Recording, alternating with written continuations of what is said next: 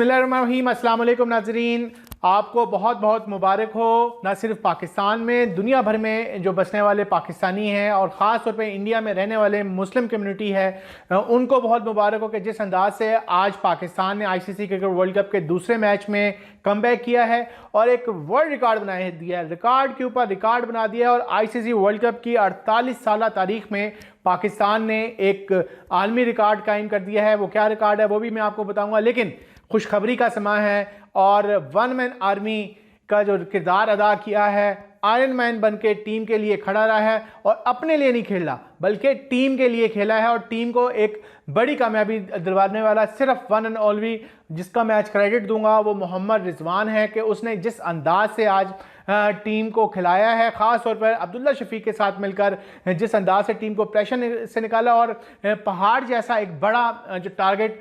10 balls कवल हासिल करने में कामयाब रहा और पाकिस्तान को आईसीसी क्रिकेट वर्ल्ड कप में कामयाबी का दूसरा जो राउंड था उसमें उन्होंने जीत में एक अहम किरदार अदा किया है और सबसे बढ़कर एक मोमेंटम बनाया है पाकिस्तान की टीम की वर्ल्ड कप में कामयाबियों के हवाले से कि जो जीत का सिलसिला है उसको जारी रखा जाए, क्योंकि वर्ल्ड कप का सबसे बड़ा टाकरा पाकिस्तान ने अब अपने तीसरे राउंड में खेलना है। वो कोई और नहीं बल्कि रवायती हरीफ भारत है। 14 जो अक्टूबर को पाकिस्तान और भारत का जो सबसे बड़ा टाकरा है वर्ल्ड कप के मैच के अहमदाबाद में होने जाना, लेकिन उससे पहले पाकिस्तान टीम को जीत बड़ी ज़रूरी थी। और आज के दिन पाकिस्तान ने मैच में जितनी भी बड़ी बड़ी खामियां की श्रीलंका के खिलाफ, खासतौर पे बॉलिंग में, फील्डिंग में, वो तमाम की तमाम कवर होगी। हम उस खामियों में नहीं ज़्यादा जाना चाहेंगे क्योंकि टीम को बड़ी जीत मिली है और हम एक्सपेक्ट नहीं कर रहे थे कि जिस अंदाज से शुरू में इमाम उल हक और फिर कप्तान बाबर आजम आउट हुए और टीम में प्रेशर आया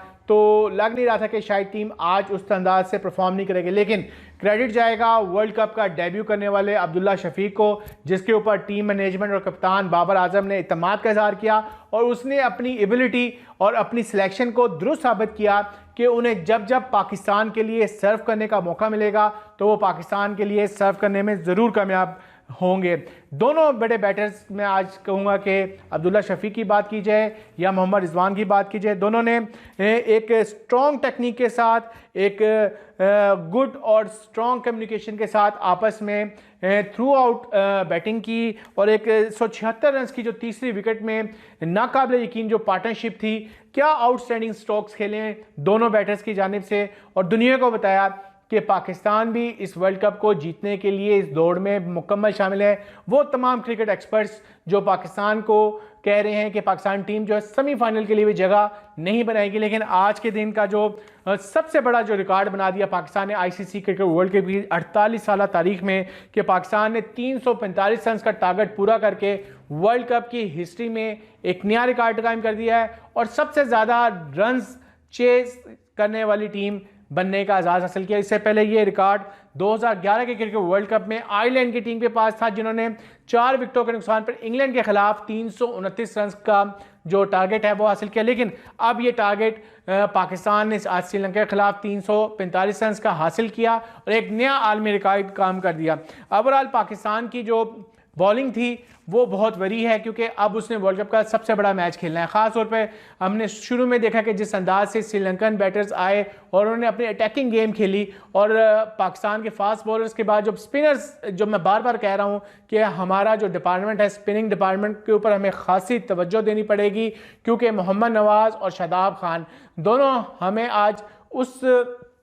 फॉर्म में नज़र नहीं आई जो मिडल ऑर्डर बॉलिंग के लिए हमारे टीम के लिए बहुत ज़रूरी है और आने वाले मैच में भी हमें इसकी बड़ी ज़रूरत पड़ेगी। ओवरऑल अगर हम बॉलिंग स्टैट्स देखें तो शाहीन अफरीदी ने 9 ओवरों में 66 रन दे के 1 आउट किया, हसन अली ने 10 ओवर में 71 रन दे के 4 आउट किए और मोहम्मद नवाज़ ने 9 ओवरों में 62 रन देकर 1 विकेट हासिल की है। शादाब खान ने 8 ओवर में 55 रन दिए, इफ्तिखार ने 4 ओवरों में 22 दिए और हारिस रऊफ ने 10 ओवरों में 64 रन दिए। तो ये आपको देखना पड़ेगा कि पाकिस्तान को बॉलिंग ख़ास तौर पर जब आउट ना हो रहे हों तो किस तरीके से टीम के ऊपर प्रेशर बनाए रखना, क्योंकि एक वक्त लग रहा था कि श्रीलंकन टीम 400 रन का टारगेट को हासिल करेगी, लेकिन आखिरी 8-9 ओवर जो पाकिस्तान ने किए, बॉलिंग टीम ने किए, वो उसका क्रेडिट ज़रूर देना चाहिए कि पाकिस्तान ने श्रीलंकन टीम को 400 या 380 रन के करीब नहीं जाने दिया और पाकिस्तान को जो श्रीलंकन टीम को स्ट्रिक्ट रखा कि 345 रन तक स्ट्रिक्ट रहे। क्रेडिट दूंगा फिर से मोहम्मद रिजवान, मुबारक हो यार, क्या कमाल तुमने खेला है।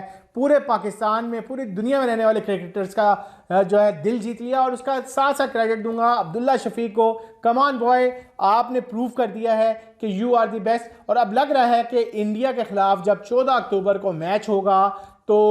मुझे लग रहा है कि इमामुल हक भी अब टीम में जगह नहीं बनती दिखाई दे रही है। चेंजिंग होगी, टीम बैठेगी, आया फ़खर ज़मान को खिलाते हैं या नहीं खिलाते। लेकिन ये जीत देखकर हमें भी सुकून मिला है, आपको भी खुशी होगी। दुआ करें कि 14 अक्टूबर को जब बड़ा मैच होने जा रहा है, वर्ल्ड कप का सबसे बड़ा मैच होने जा रहा है, उसमें पाकिस्तान इंडिया को नाखो चवन्ने चुभाए। अब तक के लिए इतना ही, अपनी दुआ में याद रखें। अल्लाह ताला आपका हामी नासिर हो। पाकिस्तान जिंदाबाद।